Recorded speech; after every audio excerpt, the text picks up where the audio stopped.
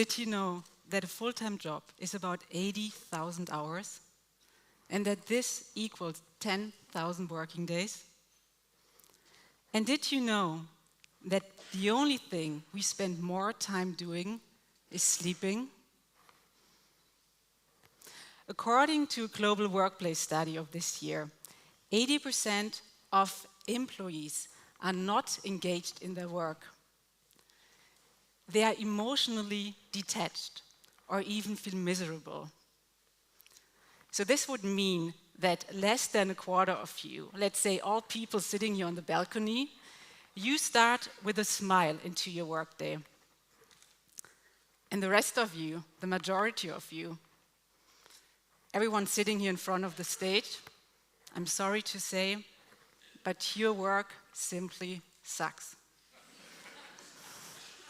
But looking at the many happy faces, especially you guys there in the back, maybe the numbers are not, it doesn't apply to the audience. So if you like your job, maybe you know someone who doesn't. Someone who counts down the days until the next weekend, holidays, or retirement. Or you have the one colleague who is sending around the "Thank God it's Friday" messages in the chat.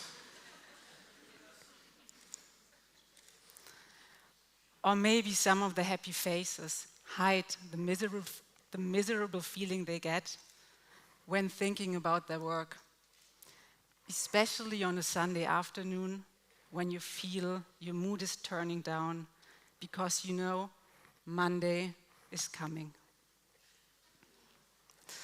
I'm here to help. Yes. As a global HR leader, human resource leader, I help many companies and thousands of professionals to improve their job quality. And as an anthropologist, I'm an expert in understanding human behavior, human beliefs, and culture. And most importantly, I'm talking to you as a corporate professional who felt miserable and resentful for many years.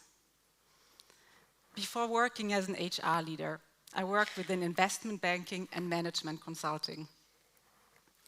And being the first of my family who went to university and got a fancy job, I wanted to be proud and happy with what I did. So I tried to cover up that I hated my job. And the more miserable I felt, the less I cared about others. So when I was alone in the elevator and I saw people running towards it, I either ignored them or I even pressed the button to close the doors in front of their nose. Yeah, a fun person I am. So the reason why I was so disengaged was that I often found my work completely useless. Having the chance to contribute, so doing meaningful work that is meaningful to you, is one of the main drivers of engagement. If you spend 80,000 hours on something you're not engaged in, you're basically not engaged in life. And hence, the risk is that you will be less interested and involved in your surroundings, and that you will think less about how your behavior and how your decisions impact others. So what if we were more engaged in our work? Would your behavior change in and outside your workplace? Would you hold the door open? Would you put your phone away to truly listen to someone? Would you make better decisions as a consumer? The big question is, how can you become more engaged in your work so that you will be more engaged in your life? To answer the question, I started to read all kinds of books. So many books that at one point I needed to turn parts of my wardrobe into bookshelves. Okay, I have to admit it was my husband's side of the wardrobe. And then I stumbled across a book of the famous anthropologist David Graeber about so-called bullshit jobs. Has anyone heard about David Graeber's theory on bullshit jobs? Nah, I see some hands are up. So as some of you know, high on Graeber's list of bullshit jobs are corporate professions that are compensated fairly well and enjoy a high social status, such as marketing managers, corporate lawyers, or compliance officers. So sorry if you sit in the audience. Graeber defines bullshit jobs as a form of paid employment where employees find their own work useless or even harmful. When reading it, I thought, was he talking about me? So I put the spotlight on my job. My profession, consultants, we could go on a strike for 3 or 6 months and no one would care. I can hardly explain to my parents what my job is about. On the other side, my job title looks great on my LinkedIn profile, and I definitely can't complain about my salary. So my honest conclusion, I have a bullshit job. So on the one side, I felt terrible because my job didn't add any value, and I envied people in jobs that contribute to society, like a nurse or a teacher. But on the other side, there was this big paycheck at the end of the month, and people, they considered me as successful. I felt trapped in a golden cage. And once you're trapped in this golden cage, I found it hard to get out there. I wanted to get a more nuanced view on bullshit jobs to better understand my own experience. And I was also curious how other professionals in bullshit jobs experience their work and how they actually spend their time. So I started my study to become an anthropologist, like David Graeber. And as an anthropologist, you are not trying to prove a universal truth, but rather understand personal stories. I interviewed and observed many corporate professionals who find their work useless.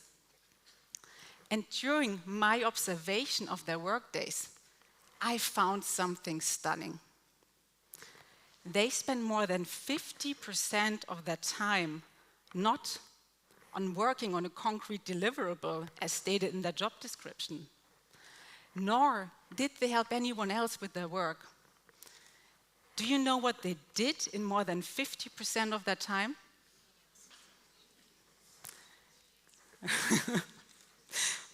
They were busy convincing themselves and others that their work is relevant. I call this process pretentious work. So what does pretentious work look like in practice? Let's take a real case from my research. Imagine you are the editor of an in-house employee magazine, a magazine you know no one is reading.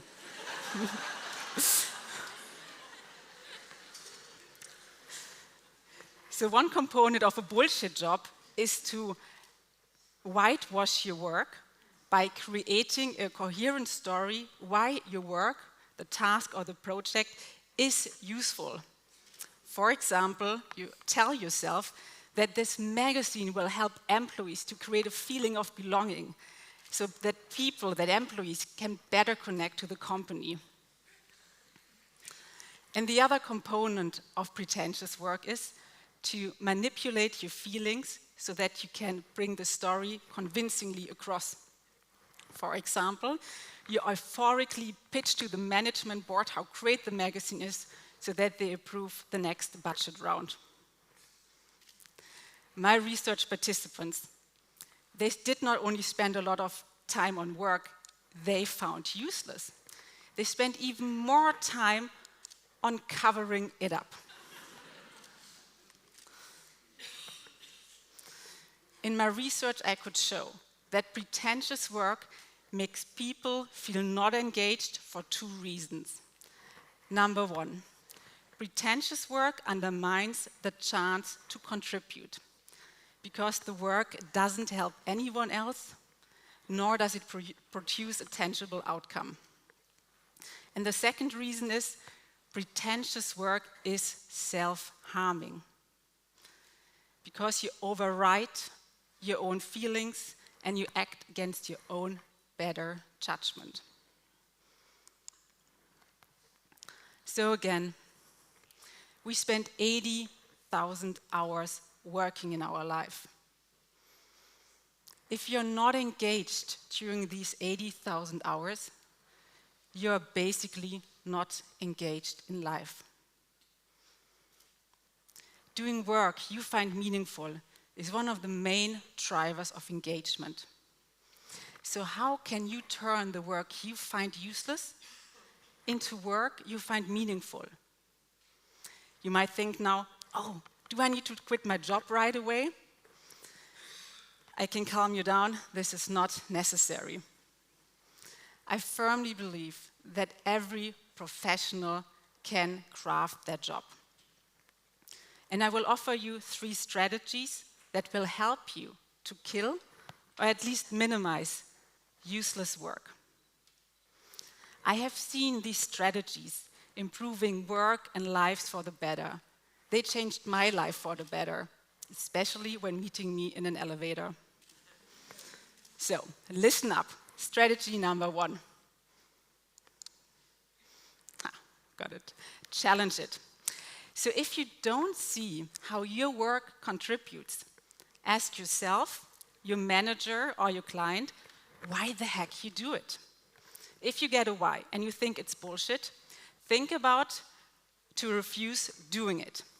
If you get a why that makes sense, but the how is bullshit, then think about how you can reach the goal, but in a way that makes sense and creates impact. Number 2, own it. Trust your own sound judgment. Use your experience and your strength to do things your way. Steve Jobs once said, I don't hire smart people to tell them what to do. I hire smart people so that they can tell us what to do. Number 3, accept it. So if there is something you can't change, just stop fighting and accept it. Most jobs include shitty elements, if we are honest. So just minimize the effort you put into it and get it done. So what is your take on this? What is the one thing that you can apply tomorrow morning? If we spend more time on work that is meaningful to us, we are probably more engaged in work and hence more engaged in life. And with that, make the world a better place. I will leave you with this, and I wish you good luck in creating a work that is more useful for you and the people around you. And let me know if it works. Thank you.